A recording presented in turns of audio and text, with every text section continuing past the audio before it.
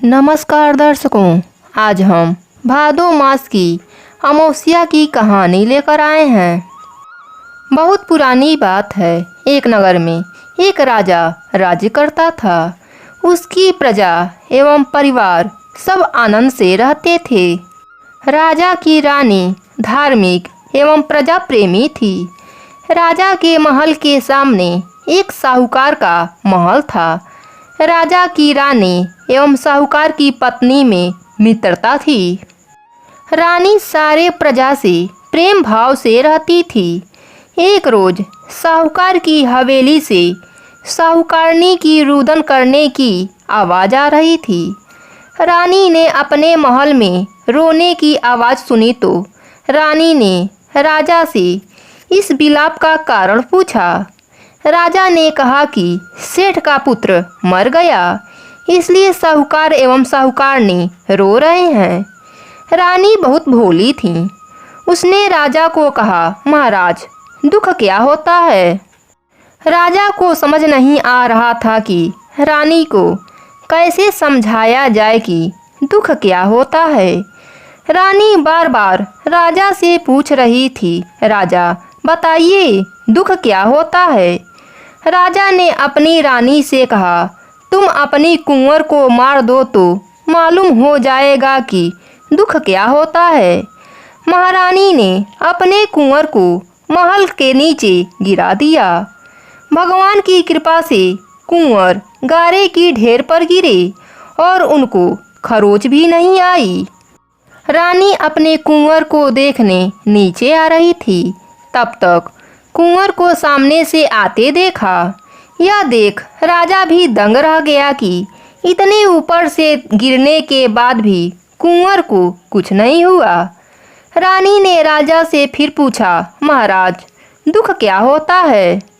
उस समय पड़ोस राज्य में राजा के सैनिक युद्ध कर रहे थे। राजा ने रानी से कहा कि अब मैं लड़ाई में अकेला जा रहा हूँ। जब तुम मेरे मरने का समाचार सुनोगी तो तुम्हें दुख का एहसास हो जाएगा।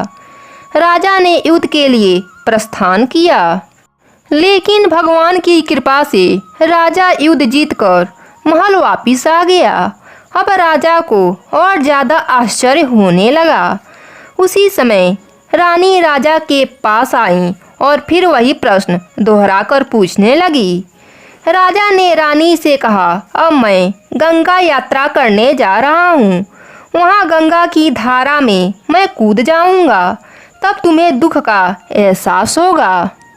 रानी ने गंगा यात्रा की सारी तैयारियां कर दी। कैलाश पर्वत पर शिव जी ने पार्वती जी से कहा, आज हम धरती लोक पर घूमने चलेंगे। शिव जी ने बकरे का रूप धरा और पार्वती माता बकरी का रूप धारण करके एक बावड़ी के पास घास चरने लगे। तब तक राजा रानी की सवारी आ गई। रानी ने सुंदर छाया और बावड़ी देखा तो रुकने के लिए कहा। राजा भी मान गए। राजा रानी ने वहाँ जलपान किया। राजा पानी लेने के लिए बावड़ी के बाहर चले गए।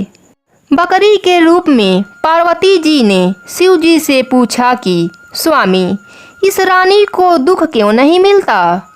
रानी ने बकरी की मनुष्य रूप में बोलते देखा तो वह ध्यान से सुनने लगी। पार्वती जी के पूछने पर शिव जी ने बताया कि इसने पिछले जन्म में अमावस्या का व्रत किया था। उसी के पुण्य से इस जन्म में रानी बनी है और दुख का सामना नहीं करना पड़ता और सुखों का आनंद ले रही है। यह राजा गंगा में भी नहीं मरेगा। रानी ने सारी बातें सुन ली। राजा जब पानी लेकर आए तो रानी ने राजा को सारी घटना सुनाई। राजा सारी बात जानने के बाद अपने राज्य लौट आए। राजा अपने पूरे राज्य में यह घोषणा करवा दी कि अमावस्या का व्रत करना, पूजा करना और कथा कहानी करना है और शिव पार्वती सहित पूजा करना है। इस प्रकार राजा के राज्य में अमावस्या की पूजा करने से, व्रत रखने से, कथा कहानी कहने से सुख शांति और धन दौलत बढ़ने लगा।